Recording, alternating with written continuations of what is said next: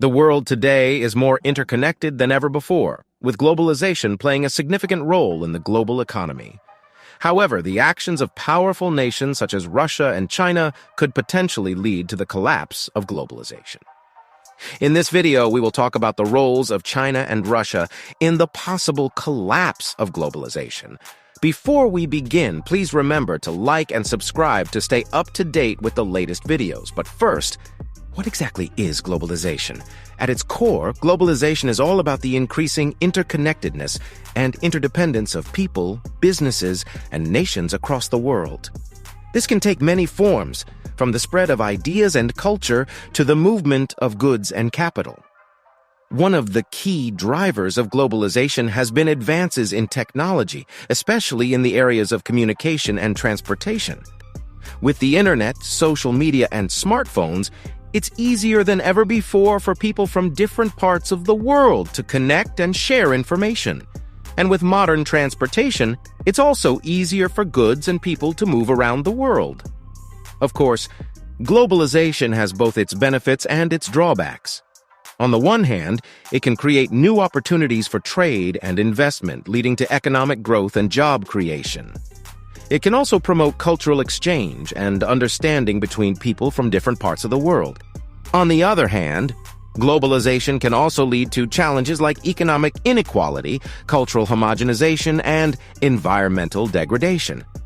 Some argue that globalization has contributed to the outsourcing of jobs to other countries, leading to unemployment and economic insecurity in some parts of the world. Others point out that the spread of Western culture and values through globalization has led to the erosion of local traditions and identities. Historical context of Russia and China's relationship with globalization. In the late 20th century, Russia and China took different paths toward globalization. The Soviet Union, which dissolved in 1991, experienced a rapid transition from a centrally planned economy to a market-based one. The 1990s were marked by economic turmoil and privatization of state-owned enterprises, with Russia becoming more integrated into the global economy. China, on the other hand, started its journey towards globalization in the late 1970s with economic reforms under Deng Xiaoping. These reforms gradually opened up the Chinese economy to foreign investment and trade, ultimately propelling the country to become one of the world's largest economies. Economic policies and protectionism. Russia and China have adopted various economic policies to protect and grow their domestic industries. Let's dive into some of these policies and how they could potentially affect globalization.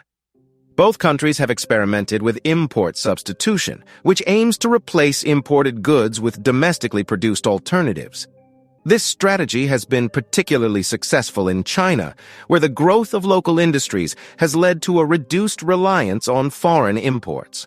For example, China's tech industry has seen the rise of giants like Huawei, Tencent, and Alibaba, which now compete with global leaders in their respective fields. In Russia, import substitution has had mixed success. The country has made strides in the agriculture and defense sectors, but has struggled to achieve similar progress in other industries. Nonetheless, import substitution can contribute to the collapse of globalization by limiting international trade and reducing economic interdependence between countries. Russia and China have both employed protectionist measures to shield their domestic industries from foreign competition. These measures include tariffs, import quotas, and subsidies, among others. For example, China has been known to impose high tariffs on certain imports, such as automobiles, to support its domestic car industry. Similarly, Russia has used protectionist measures, such as import bans and tariffs, to support its agricultural sector. While these measures may benefit domestic industries in the short term, they can also lead to trade imbalances and tensions between countries, potentially undermining globalization. The nationalization of industries in both Russia and China has been another aspect of their economic policies that could contribute to the collapse of globalization. In Russia, the state has maintained control over strategic sectors such as energy, defense, and transportation. This control allows the government to manage the economy more closely and protect these industries from foreign influence. China has also maintained state control over key sectors, including telecommunications, energy, and finance. The dominance of state-owned enterprises in these industries has been a point of contention in international trade negotiations, as it can create an uneven playing field for foreign companies trying to compete in the Chinese market. The role of state-controlled enterprises, technological advancements, and digital sovereignty state-controlled enterprises play a significant role in both Russia's and China's economies, and their dominance in the market can have a considerable impact on globalization. In both countries, state-owned companies control vital sectors, such as energy, telecommunications, and transportation. For example, in Russia, Gazprom, a state-controlled company, is a major player in the natural gas industry. And in China, the government owns the three largest telecom companies, China Mobile, China Unicom, and China Telecom. One of the consequences of state-controlled enterprises' dominance is the potential for market distortion. These companies often receive preferential treatment and subsidies from their governments, which can create an uneven playing field for private firms, both domestic and foreign. This, in turn, could discourage foreign investment and hinder the free flow of capital, goods, and services essential to globalization. Technology has been at the forefront of globalization, but Russia and China are now using it to assert their digital sovereignty. Both countries have been investing heavily in the development of homegrown technologies to reduce their reliance on foreign tech giants, such as Google, Apple, and Microsoft. China's push for digital sovereignty is evident in its Made in China 2025 inches initiative, which aims to make the country a global leader in high-tech industries.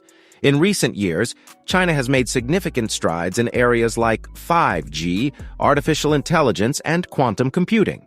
These advancements have led to the rise of Chinese tech giants like Huawei, Tencent, and Alibaba, which are now competing on the global stage. Similarly, Russia has been investing in its domestic tech industry to establish digital sovereignty. The Russian government has supported initiatives such as the development of a domestic internet, known as Runet, and the creation of a national search engine, Sputnik. These efforts are aimed at reducing Russia's dependence on foreign technology and protecting its digital infrastructure from external threats. The pursuit of digital sovereignty by Russia and China has several implications for globalization. On one hand, it fosters innovation and competition by encouraging the development of new technologies. On the other hand, it can lead to digital fragmentation, as countries create their own technological ecosystems and impose restrictions on foreign technologies. This fragmentation can hinder the seamless flow of information, ideas, and innovation that has been a hallmark of globalization in the digital age. Military expansions, bilateral trade agreements, and the establishment of alternative international institutions. Military expansion and geopolitical tensions have always been crucial aspects of international relations, and in the case of Russia and China, their ambitions could potentially destabilize the global order, leading to the collapse of globalization. Both countries have been modernizing and expanding their military capabilities and investing in advanced technologies, which can create a sense of unease among other global players. A prime example is the South China Sea dispute, where China's territorial claims have led to tensions with neighboring countries and the United States. Similarly, Russia's invasion of Ukraine have created friction with the West, leading to economic sanctions and a heightening of diplomatic tensions. Another factor that could contribute to the decline of globalization is the growing number of bilateral trade agreements that Russia and China have forged with other nations. By establishing these agreements, both countries are creating a parallel trading network that could potentially undermine the global trading system. In doing so, they challenge the liberal, rules-based order that has been the cornerstone of globalization. This shift towards bilateral agreements may lead to the fragmentation of global trade and a more protectionist world, which would, in turn, weaken the foundations of globalization. The establishment of alternative international institutions by Russia and China also poses a threat to existing global institutions, which have long been the backbone of globalization. For instance, the Shanghai Cooperation Organization, SCO, and the Asian Infrastructure Investment Bank, AIIB, have emerged as powerful platforms for promoting regional cooperation and investment. By creating these institutions, Russia and China are offering countries in their respective regions an alternative to the traditional Western-dominated global institutions, such as the World Bank and the International Monetary Fund. This shift in power dynamics could lead to a weakening of existing institutions and a fragmentation of the global order. Meanwhile, the Eurasian Economic Union, or EAEU, is a regional economic bloc comprising Russia, Belarus, Kazakhstan, Armenia, and Kyrgyzstan. The EAEU was created in 2015 with the goal of promoting economic integration among its member states. The union aims to facilitate the free movement of goods, services, capital, and labor across its member states. However, some experts believe that the EAEU could undermine globalization by creating a separate regional economic bloc. Others argue that the union has the potential to become a key player in the global economy by promoting trade and investment among its member states. The future of globalization is uncertain, and the actions of Russia and China could have a significant impact on the outcome. Some experts predict that the rise of protectionism and nationalism could lead to the collapse of globalization, while others argue that a new multipolar global order could emerge. It is crucial to consider the possible outcomes of these actions and their potential impact on global trade, investment, and economic growth.